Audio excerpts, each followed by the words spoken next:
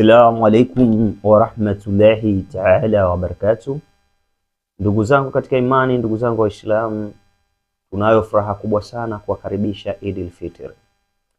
Eidul Fitr hii ambaye tutaiswalia kesho Al-Markaz Swalihina Foundation.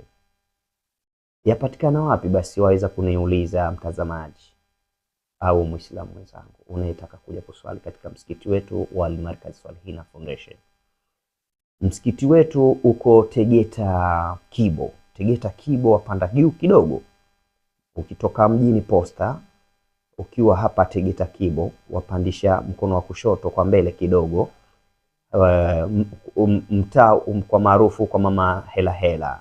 Huo mtaa utakapofika kwa mtaa maarufu wa Mama Hela Hela, msikiti utauona utakuwa upande wa kulia. Sasa tunakaribisha sana, tunayo furaha kubwa. Wallahi alhamdu, hii Idi tunaiswali katika masjidi Al-Markaz Swalihina ambaye hatujawahi kuiswalia Idi. Kesho tunaipa baraka msikiti wetu kuswalia Eidul Fitr. Na kuswali, imamu kaniambia niwaambieni ni kuswali saa 1:30. Kwa hiyo hala kujiandaa, mfike mapema, japo saa 1:15, saa 1 kamili, mtu huo umewahi kupanga safu. Ni thawabu pia unapowahi katika safu ya mbele.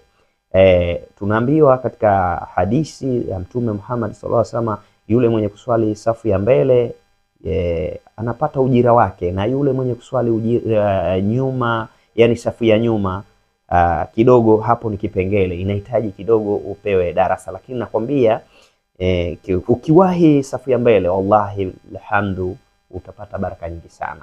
Kwa hiyo ndugu zangu katika imani, ndugu zangu Waislamu, nawakaribisha sana.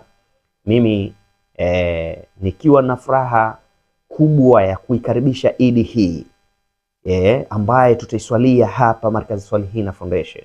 Nayo furaha kubwa ya kuwakaribisha nyote Waislamu, mnakaribishwa. Pia hata majirani ambaye ni Wakristo, pia baada ya kuswali tunaweza kujumuika katika chai ya asubuhi.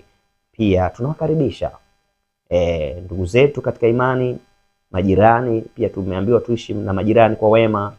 Kwa hiyo tunawakaribisha pia majirani katika kujumuika katika ile chai ya asubuhi. Na ukumbusho kwa Waislamu mnayekuja kuswali au mnaenda kuswali, Waislamu